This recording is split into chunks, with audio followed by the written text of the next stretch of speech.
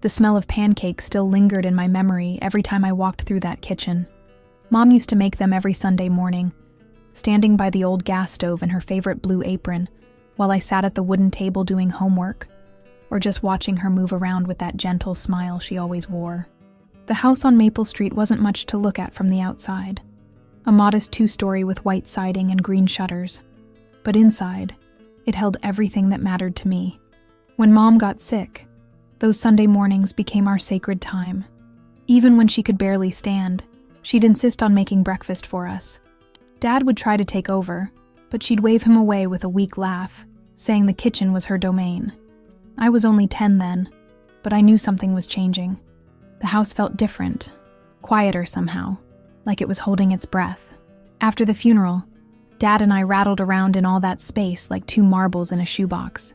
He'd come home from his job at the insurance company, and we'd eat dinner in silence, both of us staring at Mom's empty chair. I started spending more time in the backyard under the old fig tree where Grandma Rose used to read me stories about brave princesses and talking animals. The tree's branches hung low enough that I could climb up and hide whenever the world felt too heavy. Everything changed when Helena showed up. Dad met her at some work conference in Denver, and suddenly he was smiling again, talking about this wonderful woman who understood him. I wanted to be happy for him. I really did. But when she walked into our house for the first time, something cold settled in my stomach. She stood in the doorway of the living room, her sharp eyes taking inventory of everything. Mom's paintings on the walls, the worn couch where we used to watch movies, the piano bench where I practiced scales every afternoon. Within a month, she'd moved in completely. Her perfume replaced the scent of Mom's vanilla candles. Her modern furniture pushed out the comfortable pieces Mom had chosen at garage sales and antique shops. The house started looking like a magazine spread, clean and perfect, and empty of any real warmth. Helena would smile at me when Dad was around, but the moment he left for work, that smile disappeared like it had never existed. I learned to make myself invisible. School became my refuge, and I'd stay late for any club or activity that would keep me away from home. When I had to be there, I'd retreat to my room or slip out to the backyard. The fig tree became my sanctuary, its thick leaves hiding me from the windows where I sometimes caught Helena watching me with those calculating eyes of hers. Dad seemed oblivious to the tension. He'd come home tired from long days at the office, and Helena would have dinner ready, the table set with her good china, candles flickering.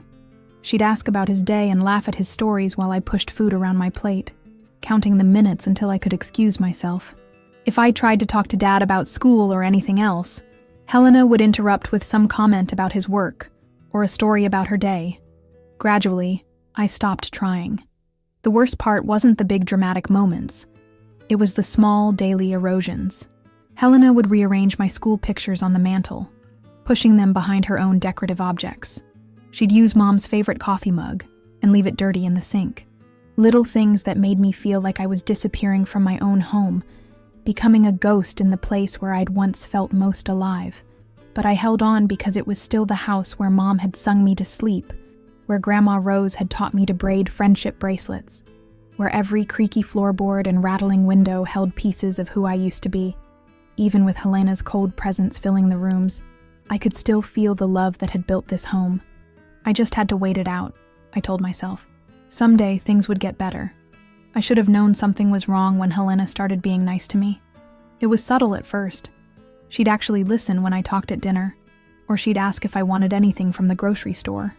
After 3 years of barely acknowledging my existence, this sudden attention felt like wearing shoes on the wrong feet. But I was so desperate for peace in the house that I didn't question it.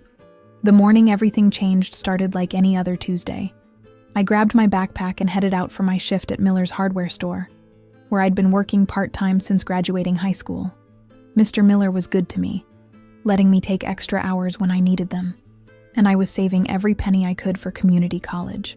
The work was simple: organizing inventory, helping customers find what they needed, learning about tools and paint from guys who'd been doing this stuff for decades.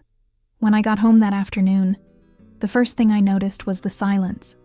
Our street was usually quiet, but this felt different, like the house itself was holding its breath. I walked up the front path, keys jingling in my hand, and that's when I saw it. A thick chain wrapped around the front gate, secured with a padlock I'd never seen before. My stomach dropped. I stood there for a full minute, just staring at the chain, trying to make sense of what I was seeing. Maybe there was some kind of repair work happening. Maybe the city had done something with the utilities. There had to be a logical explanation. I called Helena's number, my hands shaking as I dialed. It went straight to voicemail. I tried again, then again. Nothing. The panic started low in my chest, spreading up to my throat like cold water. I walked around the house, checking every window, every door. Everything was locked tight. Mrs. Patterson from next door was in her garden, and she looked up when she saw me pacing around the yard. She'd lived on Maple Street for 40 years and knew everyone's business, but her expression was strange when she saw me, like she was seeing a ghost. "Emma, honey," she said, setting down her watering can. "I thought you'd already moved out." The words hit me like a physical blow. I asked her what she meant, but she just shook her head and went back inside, leaving me standing there with my mouth open. Mrs. Patterson had always been kind to me, especially after Mom died. For her to act like this meant something was seriously wrong. I climbed over the fence between our yards, something I hadn't done since I was 12. The back door was locked too, but I knew where Dad kept the spare key under the loose brick by the patio. My hands were shaking so badly I could barely get the key in the lock. The house was empty. Not just empty, stripped bare. The living room where we used to watch TV together was completely vacant except for a few dust rectangles on the carpet where furniture used to sit. Mom's paintings were gone from the walls. The piano where I'd practiced scales was gone. Even the curtains had been taken down, leaving the windows naked and strange. I walked through every room in a daze. My bedroom was the worst. It looked like no one had ever lived there at all. The walls were painted a neutral beige that covered the soft yellow Mom had chosen when I was 7. The carpet was different too, some generic brown that erased every trace of the life I'd built in that space. The kitchen still smelled faintly of fresh paint. Helena's good china was gone, along with the everyday dishes, and even the old coffee maker that Dad had used for 15 years. I opened every cabinet and drawer, finding nothing but empty space and that new house smell that made my eyes water. That's when I saw the envelope on the counter, my name written across it in Helena's neat handwriting. My hands were trembling so badly I could barely tear it open. The note inside was brief and brutal. "The house has been sold. You can figure things out on your own now." I sank onto the kitchen floor and just sat there, staring at those words until they blurred together. The house where I'd learned to walk, where Mom had combed my hair every morning before school, where Grandma Rose had taught me to make chocolate chip cookies. It was all gone, sold out from under me like I was nothing more than an inconvenience to be swept away. I tried calling Dad, but his phone went straight to voicemail too. He was probably somewhere in the middle of Nebraska or Kansas, driving his route and completely unaware that his daughter was sitting on the floor of an empty house, holding the pieces of her shattered life in her hands. I spent that first night at my friend Sarah's apartment, lying on her couch and staring at the ceiling while she made me tea and asked careful questions I couldn't answer. How do you explain that your whole life just vanished? That the person who was supposed to be your family sold your childhood out from under you like it was nothing more than old furniture? Sarah had been my best friend since middle school, and she knew enough about Helena to understand why I was so shaken. She let me stay without asking how long I'd need the couch, but I could see the worry in her eyes. She was starting her senior year at State, working 2 jobs to pay for it, and didn't have room for a permanent house guest. I had maybe a week before I'd have to figure out something else. The next morning, I called in sick to work and headed to the courthouse downtown. The property records office was a maze of filing cabinets and computer terminals, staffed by tired-looking clerks who'd seen every kind of family drama imaginable. I explained my situation to a woman named Carol, who had kind eyes and gray hair pulled back in a practical bun. "Honey," she said, pulling up records on her computer, "I see this kind of thing more often than you'd think. Let me look up your address." She printed out copies of everything: the original deed when my parents bought the house, the mortgage papers, and most importantly, the recent sale documents. Helena's signature was on everything, bold and confident, like she'd had every right to sign away 15 years of my life. But something felt wrong about the whole thing. Dad had always been careful about legal stuff, especially after Mom died. He'd made sure I knew where all the important papers were kept, had even taken me to the bank once to show me the safety deposit box. Would he really have signed over the house to Helena without telling me? I spent the afternoon at the library, researching property law and trying to understand what rights I might have. Most of what I found was discouraging. If Helena was legally on the deed, she could sell the house whether I liked it or not. But there was something nagging at me, a memory I couldn't quite pin down. That's when I remembered Grandma Rose's last visit. She'd been staying with us for a few weeks before she moved to the nursing home in Florida, and I'd spent every possible moment with her. She'd been Dad's mom, a tough woman who'd raised 4 kids on her own after Grandpa died young. She'd never liked Helena, though she'd been too polite to say so directly. The memory hit me like a lightning bolt. Grandma Rose had called me into the guest room one afternoon while Dad was at work, and Helena was out shopping. She'd been sitting on the bed with a manila envelope in her hands, looking more serious than I'd ever seen her. "Emma, baby," she'd said, "I need you to keep this safe for me. Put it somewhere Helena won't find it. Somewhere only you know about. Promise me you won't open it unless something terrible happens." I'd promised, thinking it was just some old family photos, or maybe her jewelry. The envelope had been hidden in my closet ever since, behind a loose board I'd discovered when I was 10. I'd honestly forgotten about it until now. I raced back to the house, my heart pounding as I climbed over the fence again. The back door was still unlocked. Helena probably figured there was nothing left worth stealing. My old bedroom looked even stranger in the afternoon light, all traces of my personality painted over with that awful beige. The loose board was still there, and behind it was the envelope, exactly where I'd left it 2 years ago. My hands shook as I tore it open, and what I found inside made my knees go weak. Property deeds. Legal documents with my name on them, notarized and official. A letter from Grandma Rose explaining that she'd had the house transferred to my name when I turned 18, knowing that Helena would try to take it someday. She'd been protecting me from something she saw coming long before I did. The house was mine, had been mine for years. Every signature Helena had put on those sale documents was worthless. She'd been selling property she never owned in the first place. I sat there on the floor of my empty bedroom, holding the proof of my grandmother's love and foresight, and felt something I hadn't experienced in years. Not just relief, but power. Helena thought she'd won, thought she'd finally gotten rid of the inconvenient stepdaughter, who reminded everyone that she wasn't the first woman to live in this house. But she'd underestimated both me and the woman who'd raised my father. Grandma Rose had seen through Helena's fake smiles and careful manipulation from the very beginning.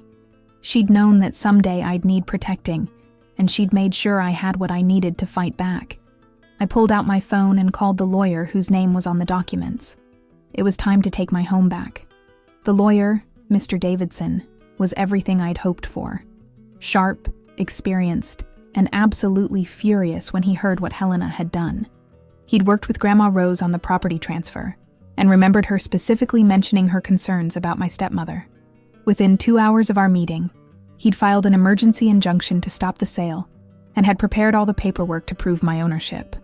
"This is actually pretty straightforward," he said, adjusting his glasses as he reviewed the documents. "Your grandmother was very thorough. Helena committed fraud when she sold property that wasn't hers. The buyers will get their money back, and she could face criminal charges if you want to pursue that." I felt a strange mix of relief and rage building in my chest. All those years of feeling powerless, of watching Helena slowly erase my mother's memory from our home, and she'd never actually had any legal right to any of it. The house, the furniture, even Mom's paintings, everything she'd sold belonged to me. Helena's phone had been going straight to voicemail for 3 days, but I knew she'd have to surface eventually. The real estate agent had already been contacted by Mr. Davidson, and the buyers were demanding answers. She couldn't hide forever. When she finally called me back, her voice had that same cold confidence it always carried. "Emma, I heard you've been making a fuss about the house. I think we need to talk." "Yeah, we do," I said, surprised by how steady my own voice sounded. "Meet me at the house tomorrow at 2. She laughed, that sharp sound I'd learned to hate over the years. My, little Emma finally found her backbone. "Fine, but don't expect me to feel sorry for you. You've had 3 years to figure out how to be an adult." The next afternoon, I sat in my car outside the house for 10 minutes, just breathing and holding the folder of legal documents. Sarah had offered to come with me, but this was something I needed to do alone. This was my fight. My chance to finally stand up to the woman who'd been systematically destroying my life since I was 11. Helena was already there when I walked through the back gate, sitting on the patio in one of those expensive folding chairs she'd bought to replace Mom's old wooden ones. She was wearing a cream-colored dress and had her hair pulled back in a perfect bun, looking like she was about to host a garden party instead of dealing with the mess she'd created. "Well, look who decided to show up," she said, not bothering to stand. "I have to say, Emma, I'm impressed. I didn't think you had it in you to cause this much trouble." I pulled out the other chair and sat down across from her, placing the folder on the small table between us. "We need to talk about the house." "What about it?" "It's sold. The new owners are supposed to take possession next week." She sipped from a coffee cup, looking completely relaxed. "I left you a note explaining the situation. I thought I was being quite generous, actually, giving you time to make arrangements." "Generous?" The word came out harsher than I'd intended. "You sold my childhood home without even telling me. You threw away everything that mattered to me like it was garbage." Helena's smile widened. "Oh, Emma, you really don't understand how the world works, do you? Your father signed that house over to me when we got married. It's been mine for years. I just got tired of pretending you were welcome there. That's where you're wrong." I opened the folder and spread the documents across the table. "The house was never yours. It was transferred to me when I turned 18. Every signature you put on those sale papers was fraud." For the first time since I'd known her, Helena's composure cracked. Her eyes darted to the papers, then back to my face, then to the papers again. I watched her read through the property deed, the transfer documents, Grandma Rose's letter explaining everything. "This is impossible," she said, but her voice had lost its confident edge. "Your father would have told me. He wouldn't have hidden something like this. Dad doesn't know. Grandma Rose handled everything privately because she knew exactly what kind of person you are." I leaned forward, feeling stronger than I had in years. "She saw through your act from day one." Helena stood up abruptly, knocking over her coffee cup. The liquid spread across the table, soaking into the legal papers, but I'd already made copies of everything. "You little bitch. You think you're so clever, don't you? Setting some kind of trap for me." "I didn't set anything up. You did this to yourself." I stood too, matching her height for the first time. "You got so confident in your bullying that you forgot to check whether you actually owned what you were selling. Your father will never believe this. He'll side with me, just like he always has." But even as she said it, I could see the doubt creeping into her eyes. She knew Dad well enough to know he'd be furious about the fraud, regardless of who committed it. Maybe he will, but it doesn't matter what Dad believes. The law is pretty clear about property ownership, and I've got lawyers who specialize in this kind of thing. I gathered up the wet papers, keeping my voice calm. "The sale is already being voided. The buyers will get their money back, and you'll need to return everything you took from the house." Helena's face went white, then red. "You can't prove I took anything. That furniture was mine. Those paintings belonged to your father. Actually, I can prove it. I've got photos of everything, and Mr. Davidson has already filed a police report about the theft. I hadn't actually done that yet, but she didn't need to know that.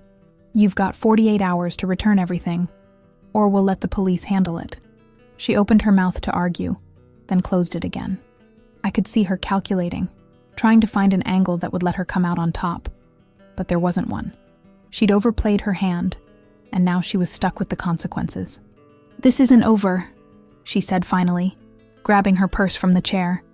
"You think you've won something, but you have no idea what you've just done to your family." I watched her walk away, her heels clicking angrily on the concrete. Only when she was gone did I allow myself to sit back down, my hands shaking from the adrenaline. It wasn't over. She was right about that. But for the first time in years, I felt like I had a chance to win. The next morning, I woke up on Sarah's couch to my phone buzzing with angry text messages from Helena. She'd spent the night trying to find some legal loophole, probably calling every lawyer in the phone book. The messages started out threatening, then got desperate, then turned nasty again. I screenshot everything and forwarded it to Mr. Davidson. "She's panicking," he said when I called him. "That's good for us. Desperate people make mistakes." The buyer's lawyer contacted me this morning. They're willing to walk away quietly if we can resolve this fast. They don't want to get dragged into a fraud case. By noon, I was standing in front of the house again, but this time I had keys. Mr. Davidson had gotten a court order allowing me immediate access to my own property. The locksmith he'd hired was just finishing up, replacing the locks Helena had changed. "All set, miss," the locksmith said, handing me 3 new keys. "Nobody's getting in here without your permission now." I walked through the front door of my own house for the first time in a week, and it felt like stepping into a tomb. The empty rooms echoed with my footsteps, but at least the smell of fresh paint was starting to fade. I had a lot of work ahead of me to make this feel like home again. The hardest part was going through what Helena had left behind. She'd taken most of the valuable stuff, but there were random items scattered around. Kitchen utensils she hadn't thought were worth packing, a few books, some cleaning supplies. In the master bedroom, I found a box she'd apparently forgotten, filled with papers and photos. Most of it was junk, but at the bottom I found something that made my blood run cold. A stack of letters addressed to me, dating back almost 2 years. Letters from colleges I'd applied to, acceptance letters I'd never seen, financial aid packages that would have changed my life. Helena had been intercepting my mail, hiding opportunities from me to keep me dependent and stuck.